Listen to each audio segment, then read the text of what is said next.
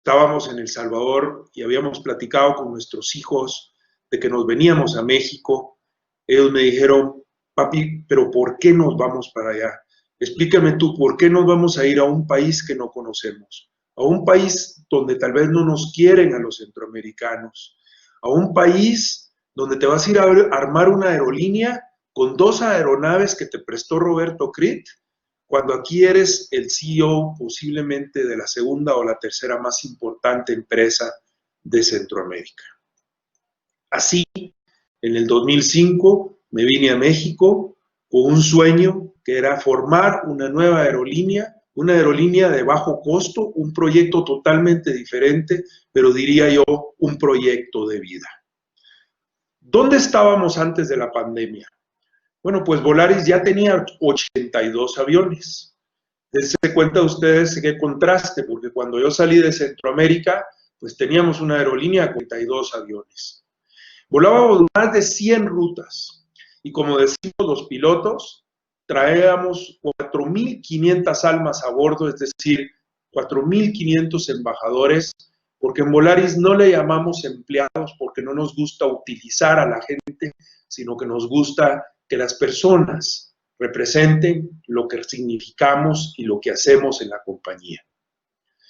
En estos 14 años que llevábamos en México, llegamos a ser la aerolínea más grande de México. Somos, efectivamente, antes de la pandemia, éramos un 10% ya prácticamente más grande que Aeroméxico, y en el mercado doméstico somos 40% más grandes que nuestro segundo competidor en el mercado.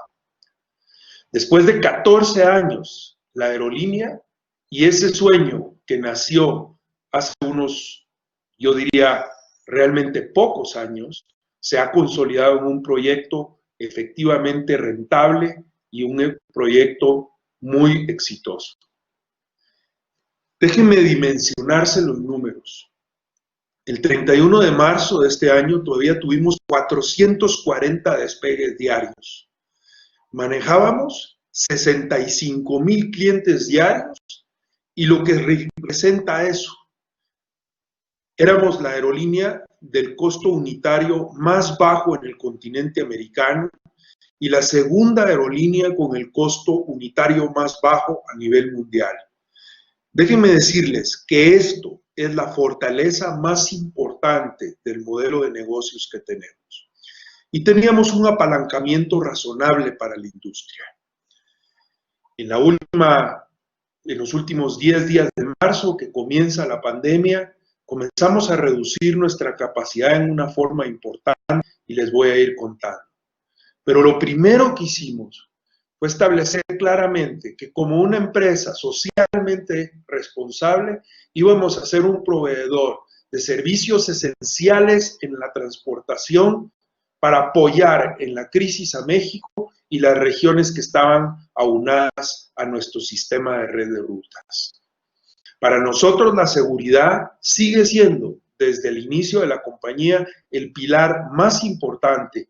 Y en este caso, la seguridad se expande hacia la seguridad de nuestros embajadores y de nuestros clientes como una prioridad muy importante.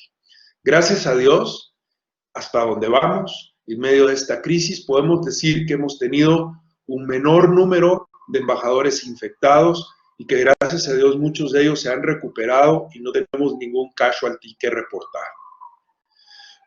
Durante el estado de la declaración de emergencia, hemos venido implementando una serie de protocolos y de guías que han sido emitidos por la IATA, que es la Agencia Internacional de Transportación, y obviamente todas las organizaciones de salud que han estado trabajando en estos temas. Pero hemos apoyado fuerte al Instituto Mexicano de Seguridad Social, a la red, a la Cruz Roja, el sector privado en su brazo de desastres, la parte humanitaria de ayuda del Comité Nacional de Emergencia y Desastres, Cadena, y otra gran cantidad de organizaciones para soportar las iniciativas y cooperar con los trabajadores de la salud y con la gente que está apoyando en el frente de combate el virus en México, en Centroamérica y en los Estados Unidos. Hemos transportado equipo médico, hemos transportado médicos, hemos transportado enfermeros, hemos transportado mascarillas y todo lo que los hospitales han necesitado dentro del país. Y nuestro objetivo más importante en este momento es ensanchar ese tipo de alianzas con un propósito de seguir llevando ayuda a las comunidades donde servimos. Nos sentimos enormemente orgullosos de la gente que trabaja para Volaris y la contribución que ha mostrado en estos tiempos tan retadores.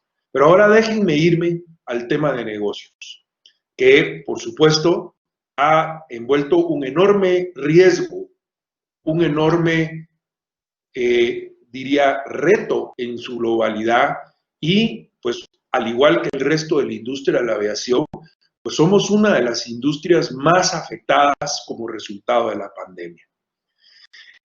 En el primer cuarto del año vimos dos escenarios muy marcados. En los meses de enero y febrero, nuestra capacidad o nuestra oferta y nuestra demanda incrementaron muchísimo con respecto al año anterior. Nuestros ingresos unitarios para el mes de enero y febrero mejoraron sustancialmente con respecto al año anterior. Llevábamos un tren positivo sostenido hasta la tercera semana de marzo, cuando efectivamente los patrones de tráfico comenzaron a declinar y como resultado de ello, pues ya identificamos los impactos del COVID-19. El 24 de marzo, la compañía anunció un decremento de capacidad para el mes de marzo y abril de aproximadamente 50% versus lo que originalmente volábamos tradicionalmente en el itinerario instalado. El 30 de marzo el gobierno mexicano declaró ya la emergencia en forma oficial y como resultado Volaris anunció una reducción adicional de capacidad para el mes de abril que resultó en un decremento de operaciones de un 80% con respecto al itinerario original. El 21 de abril, el gobierno mexicano anunció el inicio de la fase 3, donde ya realmente estaba prácticamente el COVID en su fase más seria y pues se extendieron las restricciones gubernamentales de contención de la pandemia hasta el 30 de mayo.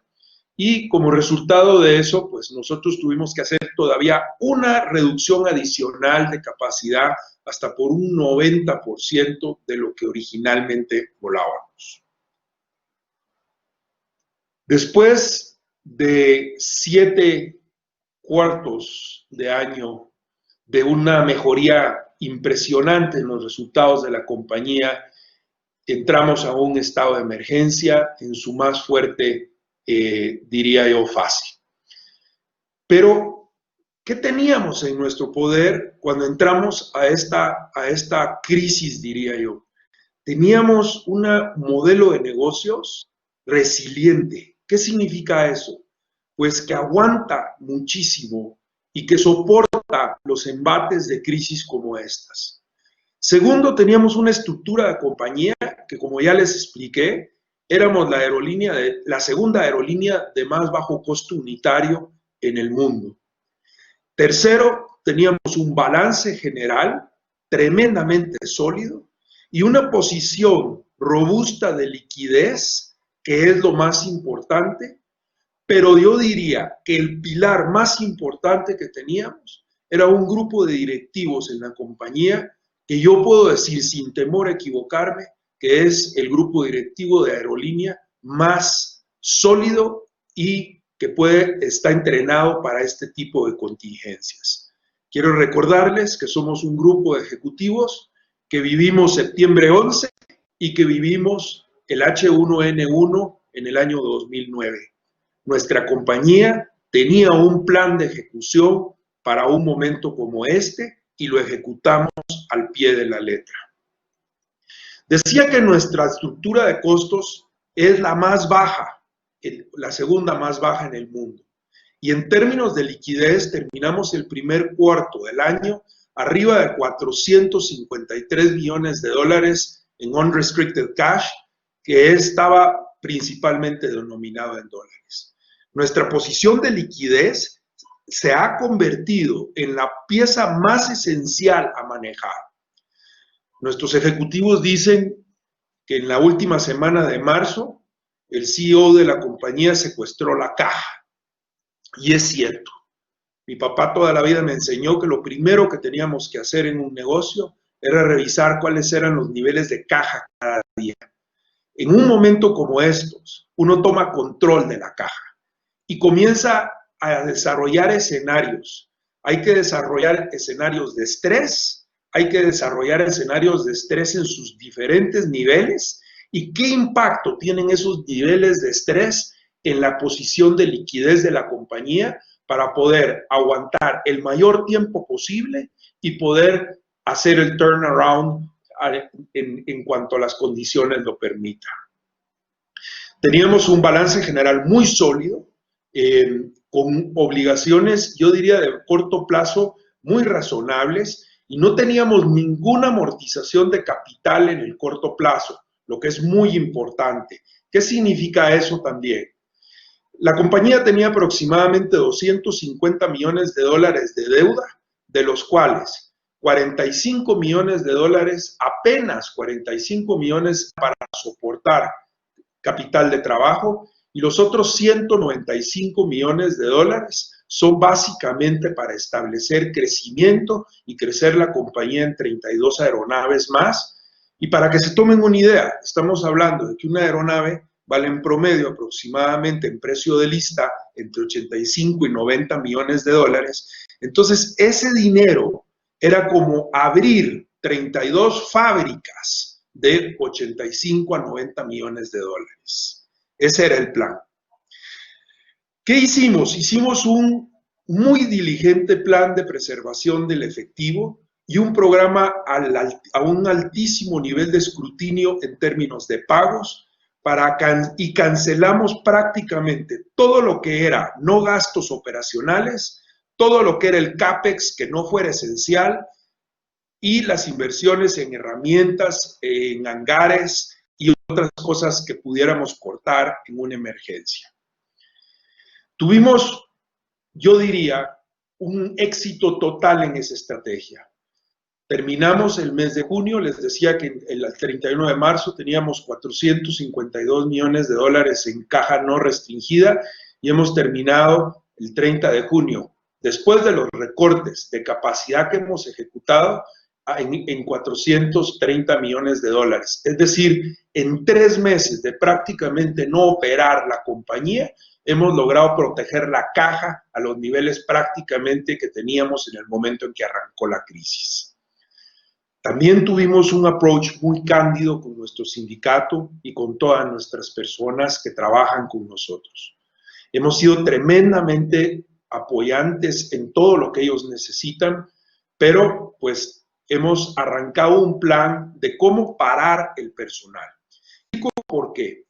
En la compañía, en una compañía de estas, o en cualquier compañía, cuando vas hacia un paro, tienes pues al parar los aviones prácticamente los gastos variables se van naturalmente, se absorben naturalmente. ¿Y qué te queda? Te queda el costo fijo. En el costo fijo, el 50% de su costo son las rentas de los aviones y prácticamente el otro 50%, excepto cosas muy pequeñas, era el costo del personal.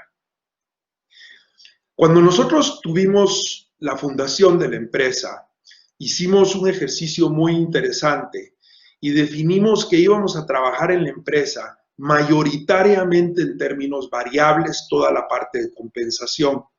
¿A qué punto? El 64% de la nómina de Volaris es variable.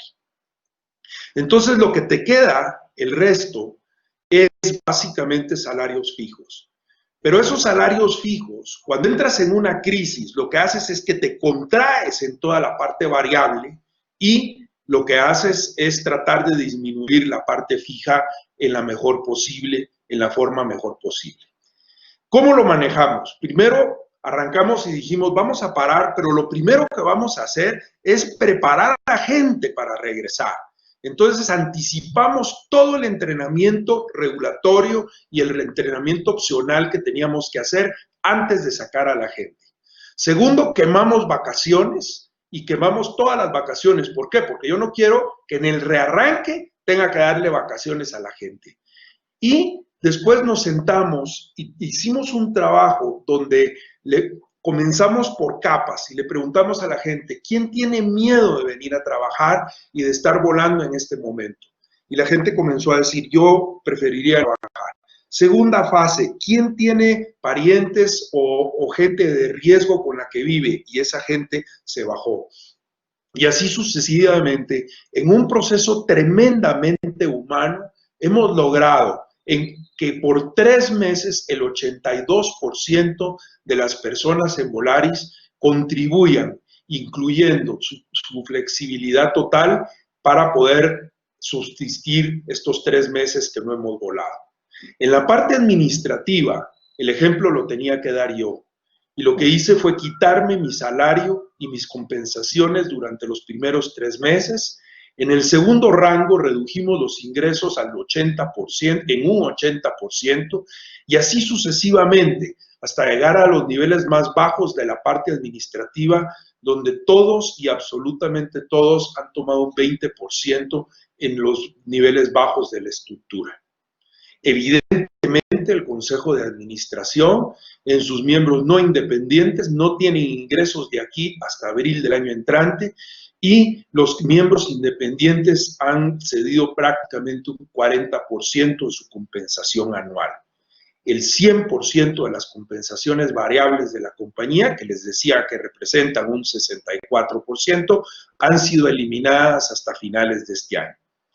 Hemos alcanzado con todos nuestros proveedores, con el 98.9% de nuestros proveedores, acuerdos mediante los cuales estamos posponiendo pagos o hemos hecho haircuts en los niveles de servicio. ¿A qué nivel? Hemos encontrado 260 millones de dólares de reestructuración financiera a través de proveedores, arrendadores y costos.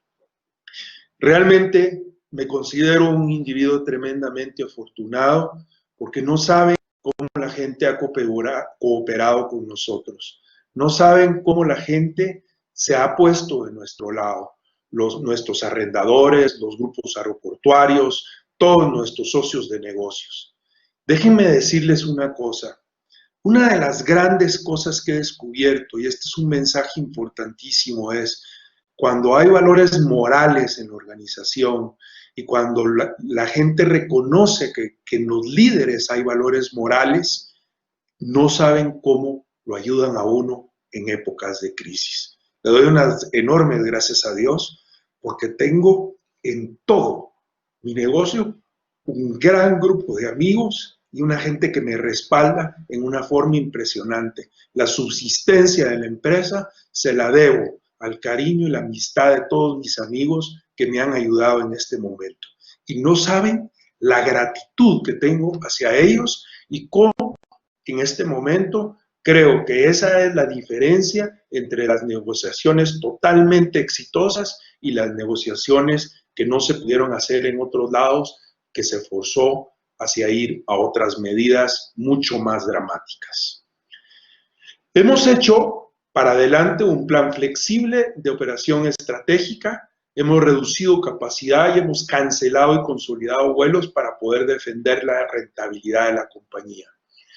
Hemos administrado y adaptado las plataformas digitales y las plataformas de servicios web para poder reaccionar a la crisis. Imagínense ustedes que cuando llegamos a la crisis el 31 de marzo, el call center que lo teníamos en El Salvador fue cerrado como parte de las medidas que El Salvador implementó en la pandemia. ¿Qué significó eso? Que 1,5 millones de pasajeros a los que les teníamos que hacer cambios, fechas, reembolsos, etcétera, no tuvieron a dónde accesar y nos tomó 2 o 3 semanas levantar las plataformas digitales para poder atender una enorme cantidad de personas que querían hacer cambios o que querían modificar o que querían reembolsos, y verdaderamente hicimos un trabajo en un espíritu de colaboración, de conexión, de resiliencia, de adaptabilidad y de empatía que han sido fundamentales para rescatar el servicio al cliente que nos hizo crisis en un momento como estos. Déjenme terminar entonces diciendo 5 cosas que son importantes desde el punto de vista de negocios. La primera, cuando hay una crisis de estas, hay que administrar diligentemente la posición de liquidez de la empresa. La posición de la empresa era de 452 millones, 3 meses después estamos en 420 millones de dólares, no quemamos caja prácticamente. ¿Por qué no quemas caja? Porque tienes un modelo resiliente de negocios. Y tercero, porque haces una estrategia para administrar el costo, el diferimiento de los pagos y reestructuras en la medida de lo posible todos tus pagos, tus proveedores y tu carga financiera en una forma eficiente como la nuestra, hasta por 270 millones de dólares. El segundo tema es hacia adelante. ¿Cómo administro hacia adelante? Y lo que yo les dije a nuestros ejecutivos es, we need to plan for the worst and execute for the best. Así es como se maneja una crisis de esta.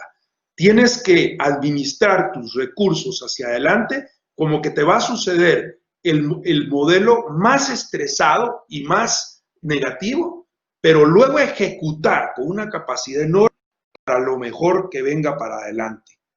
Y eso nos hizo renegociar el contrato de flota con Airbus y prácticamente hemos congelado el contrato de flota para los siguientes 3 años, de tal forma de que podamos administrarnos con la capacidad que tenemos hoy, si la economía y las capacidades no nos permiten crecer, pero si tenemos que crecer, vamos al mercado secundario de flota, donde seguramente vamos a encontrar aviones muy baratos y con condiciones financieras muy buenas. Este plan de flota le da una fortaleza y una enorme flexibilidad a la compañía si podemos crecer hacia adelante y si podemos movernos hacia adelante en una forma más eficiente. El tercer tema es planear cómo salir para adelante. La planeación de cómo salir para adelante y ejecutarla en la mejor forma, el día de hoy nos ha posicionado como la 7ª aerolínea de mejor recuperación en el mundo y estamos yendo ya prácticamente en el mes de julio con 60% de la capacidad que tenemos instalada y a unos niveles de ocupación eficiente que nos permiten regresar poco a poco hacia la rentabilidad. El cuarto elemento es realmente tener una reducción de capacidad en los mercados donde no está siendo eficiente, pero expandirse rápidamente en los mercados que están o en los segmentos de mercados que están siendo mucho más eficientes. Hemos realmente hecho un análisis y conocemos nuestros mercados y por eso es que hemos alocado la capacidad donde más rentable es. Pero esto está apoyado de nuevo por la estructura de costos y lo más importante es que esa estructura de costos hoy, con las reducciones adicionales que hicimos por parte de la reestructuración financiera, todavía nos posiciona en un costo más bajo de donde estábamos antes de entrar a la crisis, lo que se convierte en una fabulosa oportunidad para atacar el mercado de autobuses en México, que es un mercado de 3,000 millones de pasajeros al año y donde podemos crecer claramente, independientemente de lo que suceda en la economía, poder canibalizar un mercado que debemos de ir por él para poder hacer crecer la empresa y regresar a niveles de rentabilidad. Finalmente, yo creo que hay una parte que es muy importante y es las negociaciones comprensivas de todos los proveedores, empujar todas las reducciones de costo que se puedan y cancelar las inversiones de capital o costos operativos no necesarios en este momento. Finalmente, regresar a la nueva normalidad implica implementar un protocolo de seguridad, un protocolo de higiene que tiene que ser realmente algo que los clientes reconozcan. En este tema, Volaris lanzó el primer protocolo de bioseguridad en el continente y prácticamente ha sido el protocolo de bioseguridad que están implementando todas las aerolíneas a nivel de América Latina. Quiero decirles una cosa más. Es un momento de pensar en flexibilidad. Es un momento en el que tenemos que darle flexibilidad al cliente y que el cliente se pueda adaptar o pueda seguir haciendo cambios. Y finalmente los sistemas de distribución deben de estar preparados y preparados al full. Es decir, en este momento el sistema de distribución tiene que ofertar la mayor parte del inventario y no restringir la oferta en el sistema de distribución. Se restringe la operación, se expande en la distribución, porque en la medida en que tienes más oferta, tienes más productos de estantería, es equivalente, solo que en nuestro caso, pues evidentemente son asientos de avión y están en un sistema electrónico. Con esto quisiera terminar la parte técnica y del caso de Volaris para enfocarme en el otro tema que me pidieron hablar. Pero no quiero terminar esta charla sin decirles una cosa muy importante. Henry Ford decía que cuando todo parezca ir en contra tuyo, hay que recordarse que los aviones despegan en contra del viento y no a favor. La aviación, señores, es una industria sumamente resiliente. Hemos tenido crisis de estas. Tuvimos la crisis de H1N1, la crisis de septiembre 11 y hemos sido un ejemplo en la industria de la fortaleza ante las adversidades. Creo que Volaris está posicionado en un futuro realmente sin límites. Pero ahora déjenme abordar el otro tema que me pidieron. ¿Cómo afrontar una crisis de estas con tranquilidad, con paz, con alegría y orientando la vida hacia la felicidad? En este tema, yo les quiero decir que esta no es mi especialidad y lo que les voy a dar es un poco cómo vivo mi vida y un poco lo que creo que es algunos consejos que les puedo dar alrededor de ello. Para mí, antes que nada, definir la felicidad es una cosa muy difícil. Yo más tarde les voy a dar un ejemplo similar, pero ¿por qué no arrancamos diciendo que es una vida lograda? Y que en realidad depende de cómo interpretamos lo que nos pasa. Depende de la interpretación de la realidad. Y en este sentido, lo que yo hago es tratar de hacer una pequeña obra de arte de todos los talentos que se me han dado para ir construyendo una vida que realmente sea hacia la felicidad. Depende muchísimo del sentido que le damos a la vida. Y aquí déjenme decirles, el gran problema que vivimos en estas épocas es que hemos perdido el sentido y el rumbo en lo que es realmente lo que le da sentido a la vida. Hemos sustituido ese sentido real de la vida por muchas cosas que son derivadas de sensaciones. El primer tema es que tenemos un vacío espiritual muy grande y estamos en una búsqueda frenética de métodos de relajación, de satisfacciones corporales, de comidas, de alcohol, de temas sexuales, de masajes, de temas digitales, que la verdad pues, no tienen por qué ser malas, pero son malas en la medida en que sustituyen el sentido de la vida. Les decía que el primer problema es que veo un gran tema de vacío espiritual. Si ustedes me preguntan como ejecutivo, como CEO, cómo enfrentar una crisis de estas, yo les diría que no puedo hacer un acápite en este momento y detenerme en el tema espiritual de mi vida. Tengo que hablar de esto porque yo como ejecutivo creo en Dios. Todo lo logro por Él, todo lo que logre en mi vida lo logro por Él y me siento enormemente agradecido por ello. Los retos modernos son tan grandes que yo en lo personal no los puedo superar solo. Necesito un partner, un socio, o tal vez mejor dicho, un jefe, en todo el sentido de la palabra, en esta expedición que me ayude y que me guíe hacia ser un ejecutivo exitoso. ¿Por qué? Porque como cualquier ejecutivo en una situación de estas, confronto el miedo. Les voy a contar una historia. ese 26 de marzo cerramos nuestra oficina corporativa, que es la única oficina que tenemos en todos lados. Okay, I found this on the web for BBC's The Monsoon, sir.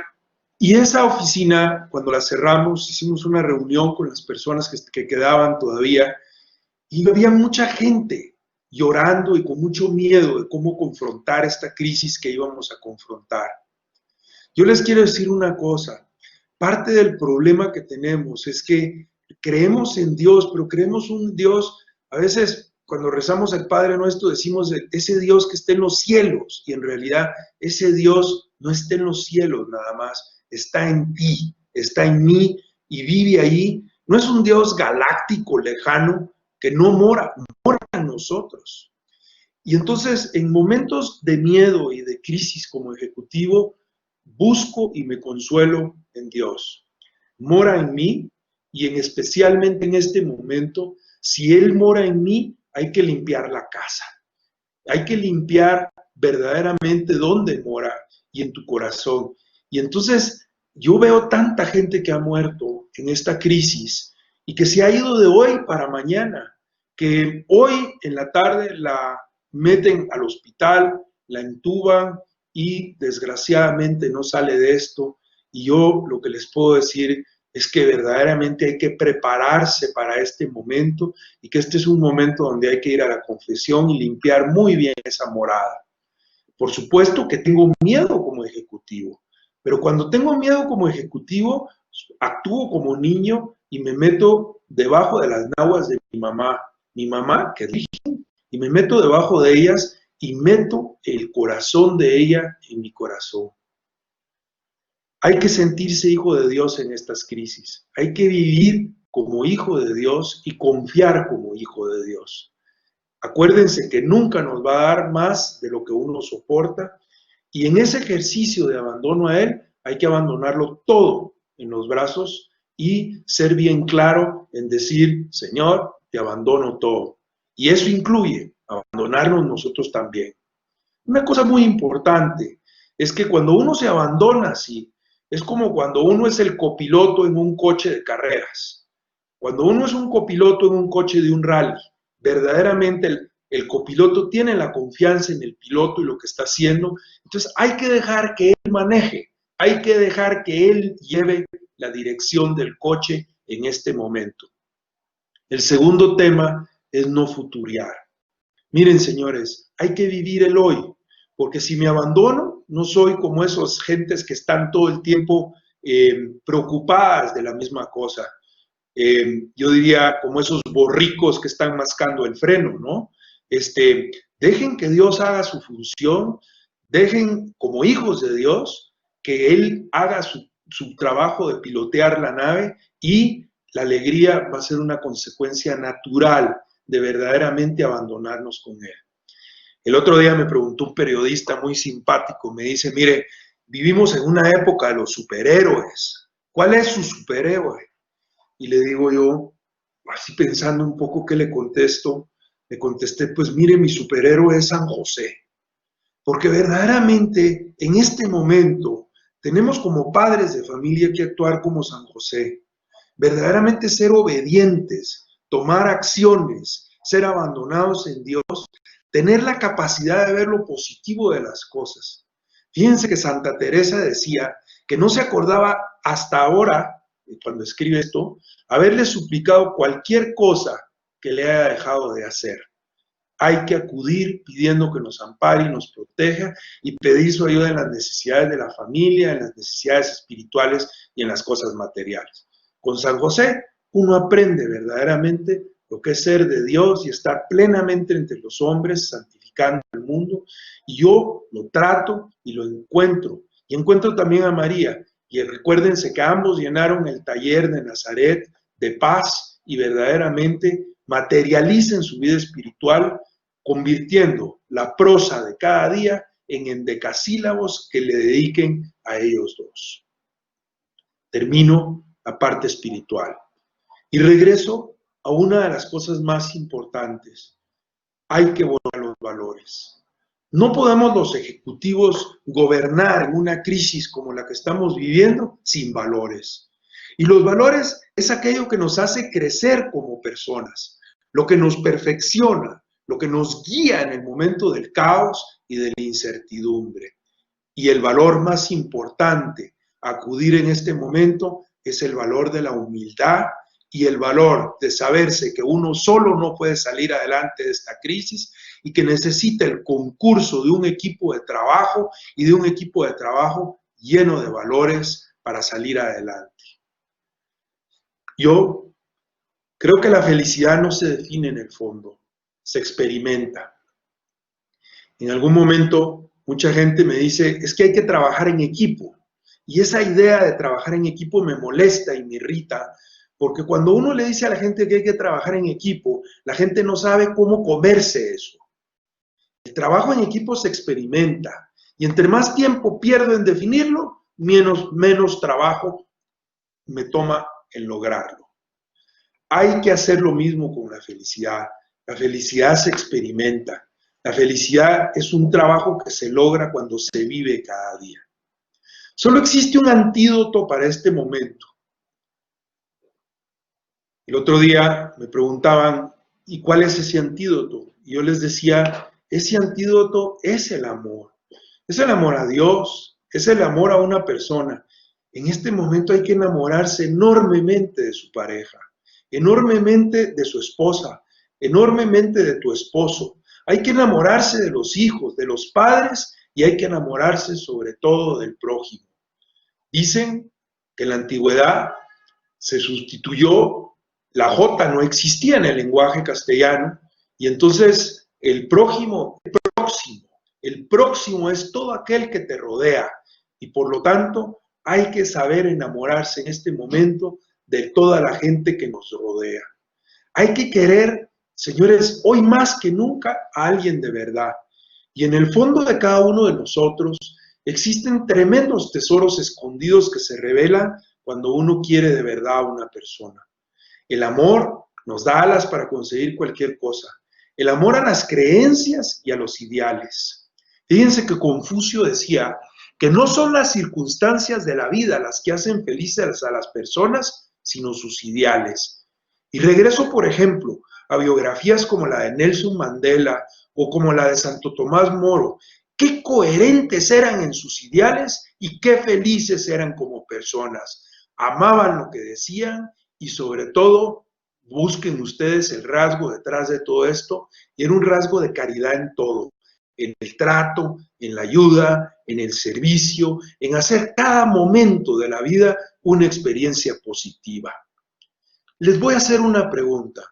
¿Cuántos meses llevan encerrados y cuántas veces se han puesto a pensar y a meditar por la mañana antes que arranque el día cómo le hago la pandemia más agradable a todos los que viven alrededor de nosotros? Tal vez ya le preguntaste a tu pareja, le preguntaste a tus hijos, le preguntaste tal vez a la persona que trabaja en la casa y que a pesar de la pandemia te está ayudando, ¿cómo le haces la pandemia más agradable?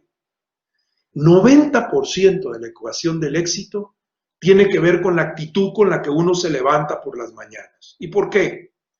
Porque hemos perdido los motivos para alegrarnos. Estamos invadidos de tristezas, de rencores, de mal humor, y eso se ha instalado como una dictadura en nuestras vidas. La felicidad hay que vivir instalado de manera equilibrada en el presente, habiendo superado sobre todo las heridas del pasado y mirando con optimismo e ilusión el futuro. Los que viven enganchados en el pasado son depresivos, los resentidos y los amargados. Constantemente preocupados pueden estar otros en el futuro. Y esos son los ansiosos. Si ustedes se dan cuenta, en la combinación entre los que están en el pasado, que son depresivos, o están resentidos, están amargados, y los que solo están enfocados en el futuro, que están llenos de ansiedad, caen en los dos males más importantes de este siglo, que son la depresión y la ansiedad. Estas son las dos grandes enfermedades del siglo XXI. Señores, solo tenemos posibilidad de actuar en el hoy y en el ahora. Dejen de estar futureando. 90% de las cosas que nos preocupan nunca, jamás van a suceder o van a pasar. Y nuestra mente y nuestro cuerpo, cuando estamos en una situación como esas, lo viven como que si fuera real. El cuerpo y la mente no tienen para dónde escapar y no distinguen la diferencia entre lo real y lo imaginario. Y entonces comienzan los pensamientos. ¿Y si me echan? ¿Y si me arruino? ¿Y si me abandona mi pareja? ¿Si no apruebo la asignatura? ¿Si nos vamos a la quiebra? ¿Si estoy enfermo? ¿Si tengo cáncer? ¿Si me muero? Cada vez que yo someto a mi cuerpo a esos pensamientos, estamos activando todo el sistema de alerta para poder actuar. Pero el problema es que el cuerpo no puede salir corriendo y entonces se queda encerrado y los recursos que mi organismo está preparando para activar no se activan. Me intoxico de una hormona esteroidea que emite la glándula adrenalina que se llama cortisol. El cortisol en el cuerpo genera, digamos, efectos diferentes. Voy a hablar del físico, del psicológico y de la conducta. En el físico se me comienza a cambiar el pelo, me tiembla el ojo, se me hace un nudo en la garganta, me dan problemas gastrointestinales, noto presión en el pecho, contracturas en el cuerpo, siento que el cuerpo está cansado y pesado, comienzo a tener problemas de sueño, me meto a la cama y no consigo dormir, tengo microdespertares y me despierto en la mañana y estoy acabado. En lo psicológico me pongo irritable, todo el mundo me pone nervioso, estoy en alerta, no disfruto de nada, pierdo la concentración, pierdo la memoria. Y en la conducta me comienzo a encerrar, no quiero salir, no quiero reuniones. Cuando digo no quiero salir, es no salir de mi cuarto, no salir de mi mundo. No quiero reuniones, no me interesan las conversaciones y finalmente me aíslo. El manejo de las emociones y los pensamientos tiene un impacto enorme en diferentes cosas en el cuerpo. En el hormonal, en el muscular, en el oncológico y en el mental. En el hormonal, lo que afecta por la vía de la tiroides. En lo muscular, en temas de fibromialgia. En lo oncológico, el cáncer. Y en la parte mental, en demencias. Pero hay que relajarse. ¿Qué cosas nos ayudan? Les voy a decir las enfermedades del siglo XXI. La primera, la cronopatía. ¿Cómo se define la cronopatía? Como la obsesión para aprovechar el tiempo. La necesidad permanente de tener una agenda y de tener algo que hacer. Las agendas en casa nos están matando en términos de cronopatía porque las agendas comienzan a las 8 de la mañana y no terminan nunca y no hay descanso para nada. Hay que tener agendas estructuradas y darle tiempo al cuerpo para poder adaptarse a este proceso que estamos viviendo. El segundo tema es la necesidad permanente de estar conectados. Señores, hoy se trata la adicción al celular con los mismos medicamentos que se tratan las adicciones a la cocaína. Estar en el teléfono mirando constantemente, ahora ya tiene un nombre, se llama FOMO, y significa the fear for missing out, miedo a perderme algo. Y entonces, ¿qué es lo que estamos? Pues estamos viendo todo el tiempo el WhatsApp, el Facebook, el Twitter y las noticias. Déjenme contarles una cosa, y es una cosa muy importante. Cuando los hijos en la edad de 9 a 14 años están pegados en el celular con un fenómeno de este tipo, como lo describí, entre los 9 y los 14 años, está sucediendo la adolescencia y en esa edad es cuando comienza la frustración. La persona comienza a vivir la frustración y entonces la persona busca una salida o una vía de escape. El chocolate, la moda, las drogas, el alcohol, la comida y el cerebro se queda con esa vía de escape. Cuando tenemos 40 años y estamos agobiados o 50 años y estamos agobiados, el cerebro recuerda lo que da la paz en la adolescencia. Y entonces, ¿qué es lo que sucede? Buscamos aquello que nos daba paz en la adolescencia. Si sus hijos están hoy metidos en el celular y no dejan el celular en paz un solo minuto, cuando tengan una crisis entre los 40 y los 50, van a buscar conectarse con la pantalla y lo logran porque es más fácil. ¿Por qué? Porque es más fácil conectar con una pantalla que con un ser humano y ahí encuentran relajación. Cuidado, señores, con el manejo del celular. El cortisol elevado es una cosa muy importante de atacar. Pero el segundo elemento que es importante dentro de esta cosa de, primero, la obsesión de estar conectados o la obsesión de aprovechar el tiempo, el tercer elemento que es importante es la necesidad permanente de controlarlo todo. Y eso es natural, porque la mente viene configurada para controlar todo, para mandar, para ordenar, seguir las directrices de la razón. Somos seres que nos olvidamos que la mente no deja paso a lo más importante, que era lo que les hablaba hace un rato, que es el corazón. Es como un armario, un enorme piano en la mitad de la sala, no deja pasar y entorpece. El cuarto elemento es el perfeccionista, el que quiere controlar todo el futuro, el eterno insatisfecho porque nunca nada está a la altura de lo que uno quiere y no disfruta. Déjenme decirles una cosa, Víctor Piaget decía en las grandes teorías del desarrollo humano que el trabajo más productivo sale de las manos de un hombre contento. Un hombre contento no puede ser un perfeccionista, porque los triunfadores son aquellos que disfrutan de su trabajo. Si mi mirada es perfeccionista y de juicio y de perfección, pues no disfruto. El perfeccionista, el que necesita controlar a la familia, al trabajo, a la esposa, al futuro, a lo que va a pasar mañana, al coche, al teléfono, vive constantemente sufriendo y lleva a buscar un nivel irreal. Ser perfeccionista es una cosa agotadora. Uno se compara y cuando uno se compara, coteja superficies y no coteja las profundidades. Ve el exterior, pero no sabe lo que está sucediendo en el interior. Finalmente, ¿cómo controlar la emisión del cortisol? Y creo que vemos muchos intoxicados en estos momentos. Pues la primera es el ejercicio. El ejercicio, cuando uno hace ejercicio, genera endorfinas y se reduce el cortisol. Y el ejercicio quema el cortisol en el hígado. Y el segundo elemento es tomar una actitud positiva. Déjenme darles una receta que creo que es la receta de mi vida. El éxito consiste en una ecuación de 4 elementos determinantes. El primero, la voluntad. El segundo, los conocimientos. El tercero, la actitud positiva. Y el cuarto, el proyecto de vida. En la voluntad, lo que influye es el orden, la constancia y la perseverancia. En los conocimientos, la lectura vuelve a la cultura y al estudio.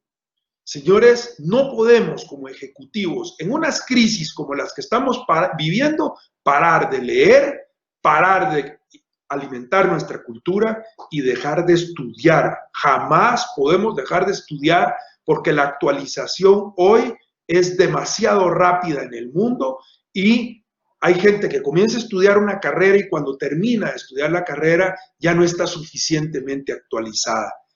La lectura, decía Enrique Rojas, es a la mente lo que el ejercicio es al cuerpo. Y una actitud positiva, pensamientos positivos, y voy a hablar de eso por un minuto. Pensamientos positivos, ¿desde qué momento? Desde el momento en que nos despertamos. Es la actitud previa a cualquier circunstancia. Si nosotros vamos a una cita de trabajo, a una cita romántica, a un examen, yo qué sé, con una actitud negativa, estamos prácticamente determinando el resultado de ese proceso. La actitud positiva determina cómo respondo a ello. Si me levanto en la mañana positivo, determino mi comportamiento y cómo voy a confrontar el día. Hay que tener mucho cuidado en estos momentos con el autoboicot, que nos lleva a fracasar antes de haber empezado. Solo con empezar con actitud de lo voy a conseguir, mi cerebro se activa para que yo sepa y sea capaz de hacer lo que quiero hacer. La diferencia entre nuestro mejor y nuestra peor versión es la actitud ante la vida. Y finalmente les dije que había que tener un proyecto de vida. un plan. Es importantísimo en este momento tener un proyecto de vida, porque cuando estamos encerrados en una pandemia, cuando estamos en crisis en el trabajo, hemos llevado el trabajo a la casa, hemos sembrado la crisis en la casa, estamos en la mitad de la vida de familia con una crisis y no tenemos un proyecto y una dirección hacia donde vamos, estamos perdidos. Un consejo grande que les voy a dar como emprendedor y como CEO de una empresa que nació hace 14 años en nada y hoy es la empresa más grande de transportación aérea en México. Hay que soñar en grande, pero hay que actuar en pequeño. Hay que hacer pasos pequeños que nos lleven hacia los grandes sueños, hacia los sueños en grande. Y una cosa muy importante, hay que salir por ello, hay que salir a buscar las oportunidades. En este momento, si yo no salgo a buscar las oportunidades y dónde puedo hacer mejor la empresa, voy a fracasar. Quedarme en la casa o que te digan, no te preocupes, llegará cuando menos te lo espero. Eso es mentira.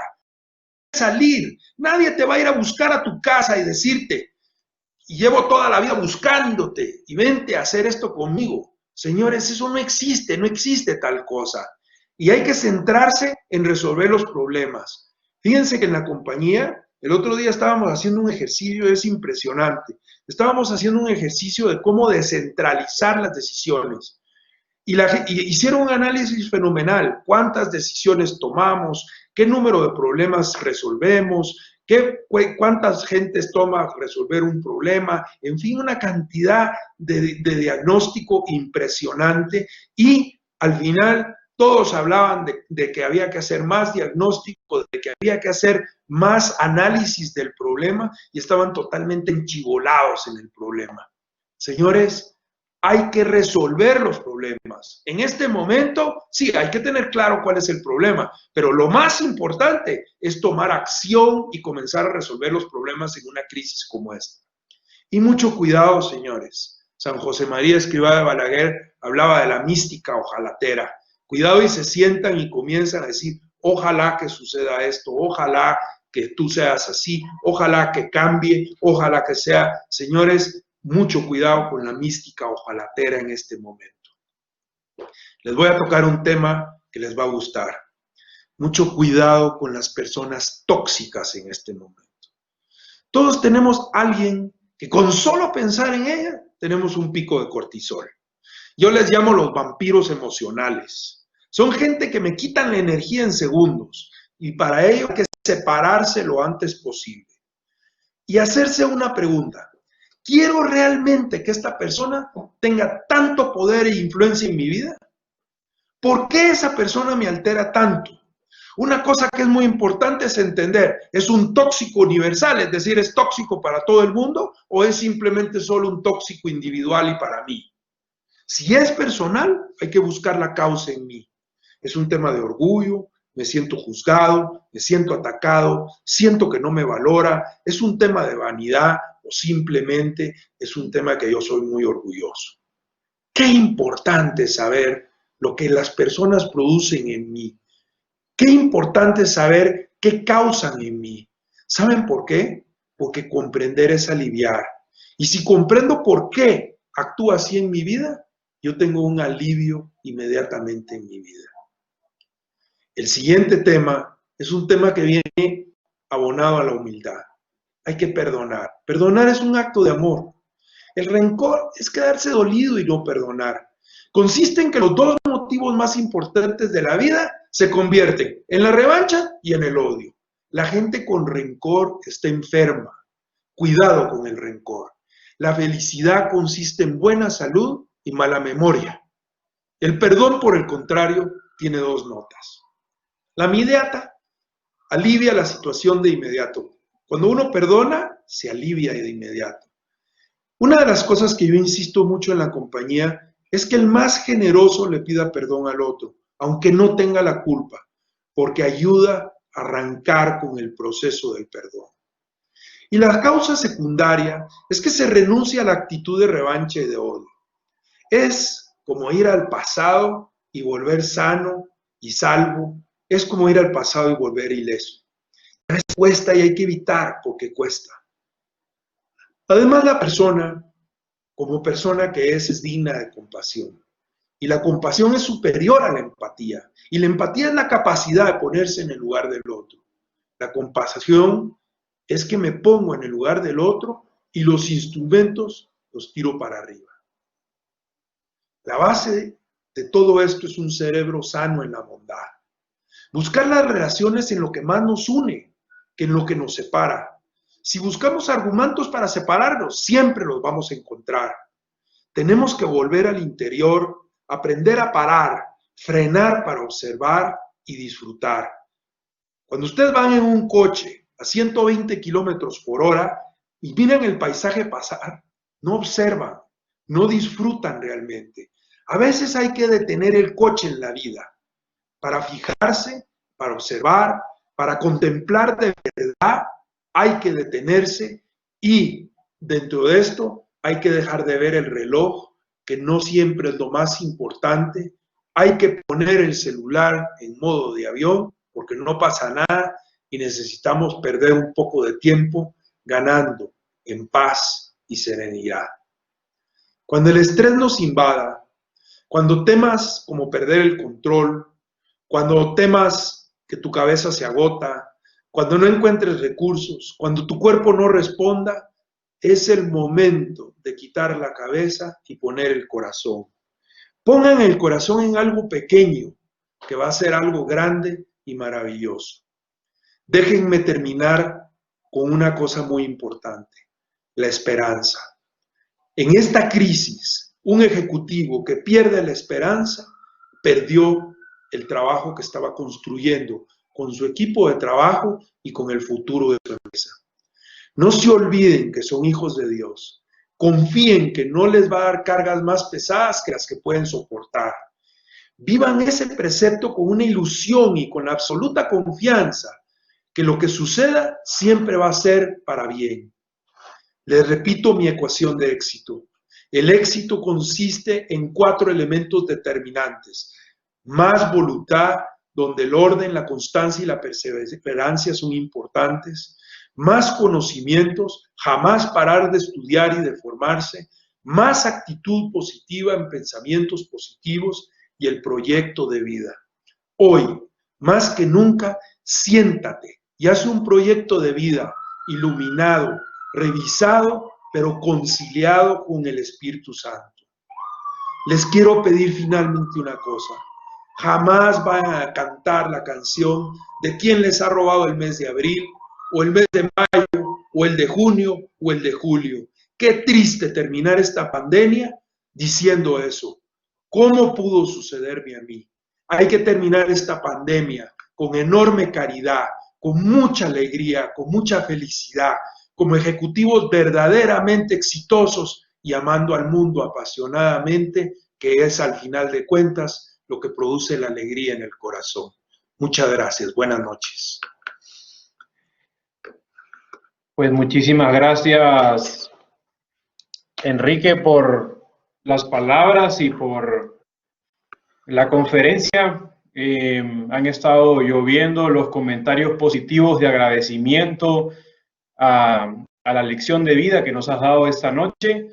Si tenemos unos minutos, si me permites leerte al menos 2 preguntas que han tenido bastante resonancia en los correos y en los mensajes que nos han llegado. Uno gira en torno a cuál ha sido el reto más grande o cuál ha sido la decisión más difícil que has tomado en los últimos 100 días de esta pandemia. Yo creo que el reto más grande fue decidir cerrar la operación y contraerme prácticamente un 90%, un 85%. Creo que el haber tomado esa decisión posiblemente protegió la empresa, dejó que dejáramos de gastar el cash que teníamos, que hoy todo es poco. Y yo diría, el segundo tema, la decisión más difícil, es conciliar las decisiones y cada una de las cosas conforme uno va haciéndolas, irlas viendo con Dios. creo que eso le da a uno una tranquilidad, lo que les decía, él es el piloto y abandonarse. Hay cosas verdaderamente, Luis Carlos, que no las vas a poder resolver. Y de repente estás en la mitad de la noche con insomnio y vieran qué rico es decirle, esta te la dejo a ti. Ay, dime tú qué vas a hacer con ella. ¿Ok? Ojalá me des la luz para salir adelante. No vamos a encontrar todas las soluciones en este momento de crisis y tenemos que confiar en el piloto. De acuerdo.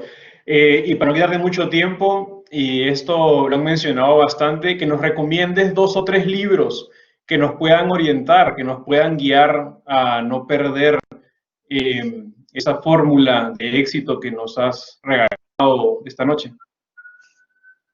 Wow, sí, claramente hay muchas cosas que hoy que vienen de muchos libros, ¿no? Y de muchas cosas que he aprendido en estos años de profesional. Pero yo diría, uno de los libros más importantes en esta crisis, porque todos estamos reestructurando y todos estamos analizando qué hacer con la empresa y cómo regresar al core de la empresa, cómo regresar a lo básico de la empresa. Entonces, a mí me gusta mucho un libro que se llama Profits from the Core, ¿ok? Y yo creo que es entender dónde vamos a reestructurar y dónde vamos a concentrar ese esfuerzo en este momento en nuestras empresas y por qué no salirse del core es importante en estos momentos. Las oportunidades que generan más rentabilidad están más cerca del core, más cerca de lo que realmente haces en la empresa y para lo que fundaste en tu empresa. Muchas veces hemos tendido, recuérdense la famosa teoría de Henry Ford con el modelo T de Ford. Uno comienza haciendo el carro negro y solo vendo el carro negro, pero de repente mañana digo, no, pues voy a hacer un modelo rojo, o voy a hacer un modelo con este tipo de sofisticaciones. Cada vez que uno agrega cosas en el proceso del costo, cuando uno tiene una crisis, regresar al core es dificilísimo. ¿Por qué? Porque todo es marginal. El contador ya no solo hace una cosa, sino que hace otras poquitas, y entonces voy trayendo más gente, etc. Hay que hacer una redefinición del core y regresar al core del negocio, y entonces eliminar todo lo que está adicional. Por eso el libro de Profits from the Core es importantísimo. Yo diría que Execution.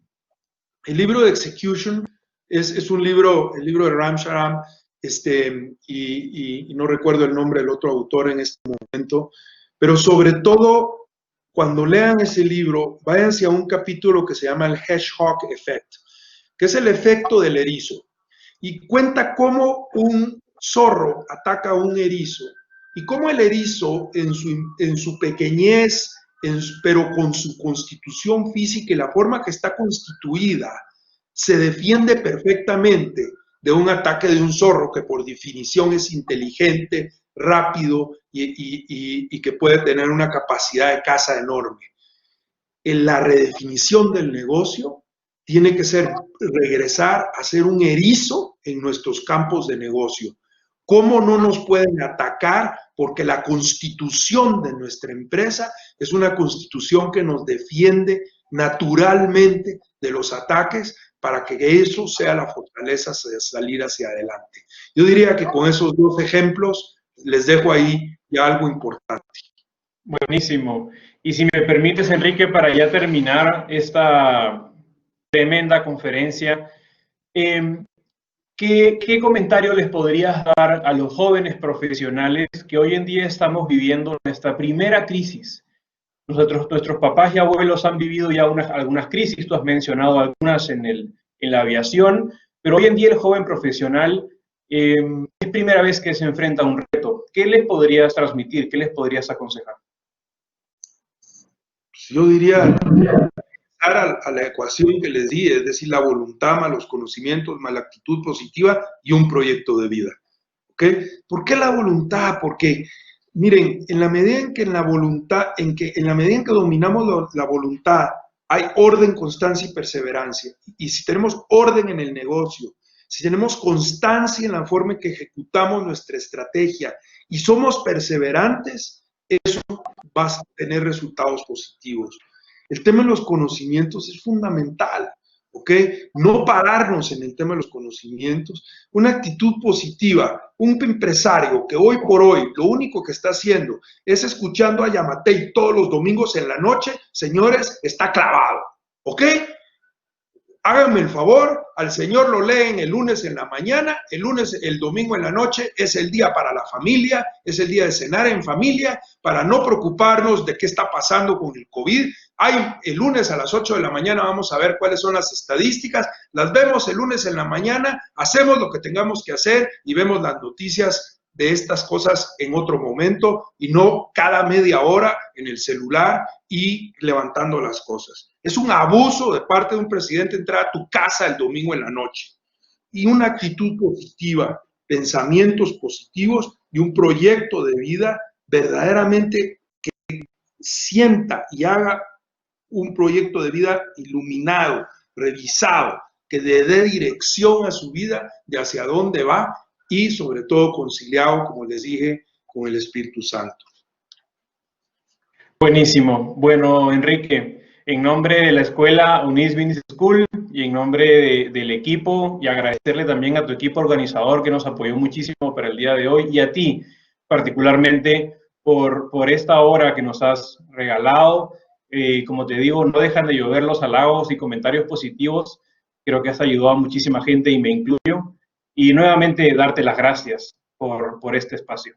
Gracias, Luis Carlos. Espero haberme realmente lucido con la parte de Volaris. La otra, verdaderamente, la improvisé y la improvisé de mucho corazón. Como les dije, pues es un poquito lo que yo hago y lo que he aprendido como CEO en todos estos años. Buenísimo. Bueno, mando saludos a los países que se han conectado, Panamá, en Sudamérica, Ecuador, México, Estado Perú, Colombia. Y bueno, creo que esta conferencia ha llegado a su fin. Nuevamente les deseo gracias a todos los participantes y bueno, Enrique, te deseamos todo lo mejor en lo que viene, en los retos que vienen y aquí estamos. Aquí Guatemala siempre será tu casa. Muchísimas gracias, Luis Carlos. Muchas gracias a Jorge en la universidad. Muchas gracias a don Francis Bumser por haberme conectado y pedido esta charla. Verdaderamente a todos un cariño enorme, a mi querida Guatemala les deseo lo mejor y adelante empresarios, levanten la cabeza y saquemos adelante Guatemala. Buenísimo, buenísimas noches a todos entonces, gracias Enrique, saludos por México. Hasta luego, buenas noches. Adiós.